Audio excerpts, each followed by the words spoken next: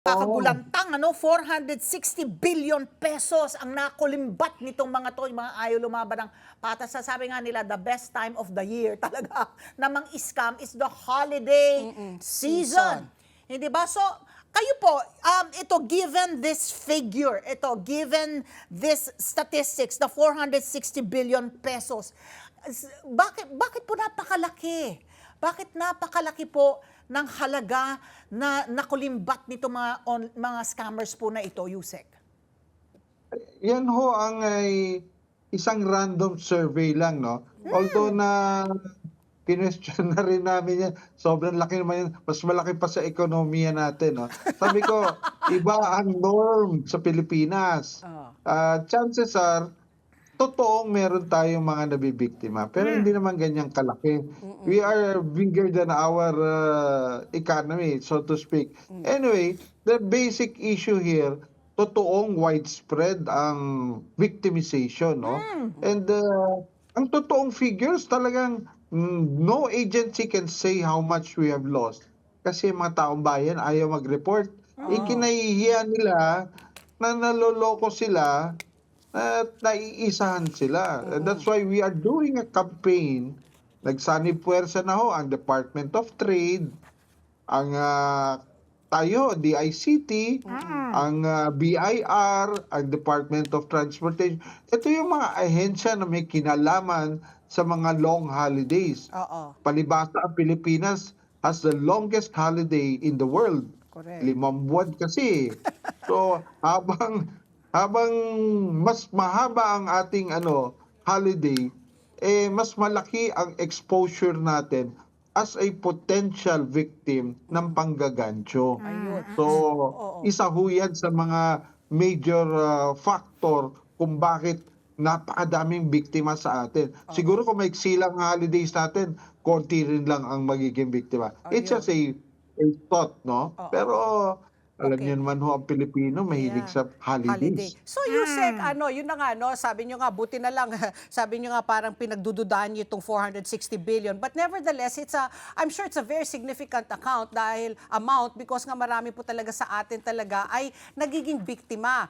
Ano ba yung mga kadalasan ng mga paraan kung paano po kumbaga nahuhulog ang isang Pilipino dito po sa mga scammer? What are the popular scams that Filipinos fall victim to?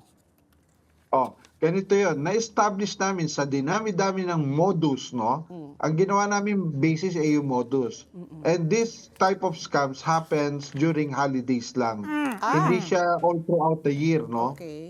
So, identify na natin tong mga technique. Nag-iiba lang ang schema nila kasi iba yung ibang type of holiday behavior we have. So, umpisahan natin. Siyempre, pag nagbabakasyon, kailangan mo ng pera. Yes. Yeah. Okay. Doon Actually, sa kahit unang hindi nagbabakasyon, kailangan ng pera. Yusek. Anyway, go on po. Okay. dalawa tayong na-identify na modus, no? Paano tayo, yung ating mga scammer, talagang pinag-aaralan tayo yung behavior. Ngayon, makabago na kasi pang-hold up online Yo. Pag-aaralan ang behavior ng biktima. Ano ba yung online behavior? Ito yung, ano ba ang ginagawa natin pag tayo ay online? Ito yung online behavior. So, alam natin, walang gagastusin kung walang pera. So, i-encourage ka ngayon dahil alam nila nagsasave tayo ng pera. They need to get access to our online financial accounts. Yung ating mga wallet, e-wallet, so to speak. So, gagawa sila ng iba't ibang klaseng activity that would help them gather your account details. Okay. Nandyan yung phishing, kung tawagin natin.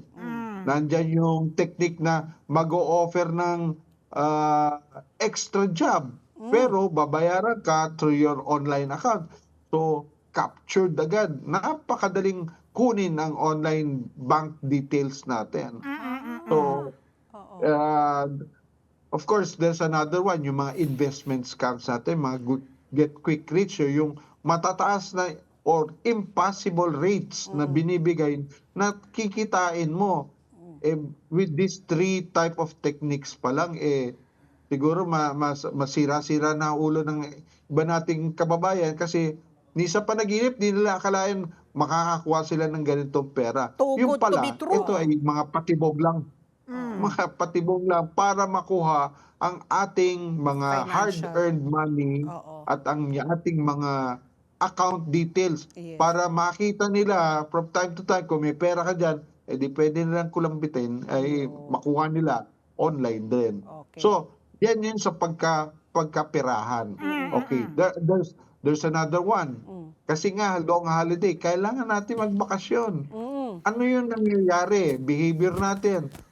'Di ba? Alam nila ang Pilipinas ang Pilipino is one of the most active online pagdating sa shopping. Kaya ang taas ng May guilty level po ng dito. Oo. shopping Nako, scam Yusek. natin. Oo. Shopping scam. Hindi ho ang pinag-uusapan araw. Ang pinag-uusapan ilang beses sa isang araw ka mag-order. So yan, huli dyan. Behavior ho ng Pilipino yan. No matter how small yan, o-orderin yan kahit hindi kailangan. So, diyan ho tayo maraming biktima. Kasi order ng order, hindi na matrack down, ano ba tong in-order ko? Bigla na lang tatawag ang bahay na, oy, may delivery ka rito, wala kang iniwang pera. So, siyempre matataranta ka, nasa meeting ka o nagta-travel ka abroad.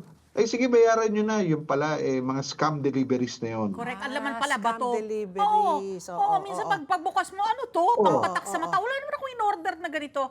Pero like, let's say dyan sa online shopping na yan, kasi nako, Yusek, marami po, hindi lamang ako. Marami naman po ngayon, you know, we've turned to online shopping kasi parang Convenient. because of the convenience, hindi po ba? Safe ba na ibigay mo? Ano ang safest way to pay? Kasi merong COD, di ba? Oo. Cash on delivery. Oo. Pwedeng yung e-wallet Credit mo. card, Pwedeng e-wallet. credit card mo. Pwedeng meron sila na talagang yung ano na, kunwari may Shopee Pay ka na, meron ka na talagang account with them na may pera ka na tinatransfer sa kanila. What is the safest mode of payment kapag ikaw ay nag-online shopping, Yusek? Kung ako tatanungin mo, opinion ko lang po ito, COD, no? Palibasa nung nauso tong mga online shopping, humihingi ng mga card details, talagang marami yung umiiwas. Kasi wala naman talagang card. Credit Yun nga card. lang. Yeah. So, COD is the most popular mode of payment sa ating bansa, no? Yun ang ating limitation. Pero nagawa na rin ng paraan yan. Dahil COD nga, pero hindi mo pwede buksan ng package mo until you pay. You cannot. Diba? Like, let's say, kunwari, dineliver yung package. Bago mabayaran, titignan mo muna kung ano yung natanggap mo. Hindi. pwede. Parang ministerial ng halos na talagang dapat tanggapin mo from the courier. Kung may reklamo ka, magreklamo ka sa Shopee o sa Shopee. platform o kaya sa merchant. Di ba po, Yusek? Oo. Actually, hindi lang merchant kasi sa estimate ho na mga sama-sama namin mga data, no? More than 50% pa rin ay bumibili sa hindi Authorized. licensed o hindi registered na platforms. Yeah. Kaya ang daming nabibiktima. Oo. Pero kung ikaw ay nabiktima, kanino ka tatakbo? Correct. Sino tutulong sa'yo? Kasi hindi regulated yung platforms. Correct. So, diyan na sa marketplace karamihan ang FB biktima. Marketplace. Together, Sunnet 25. Sunnet 25.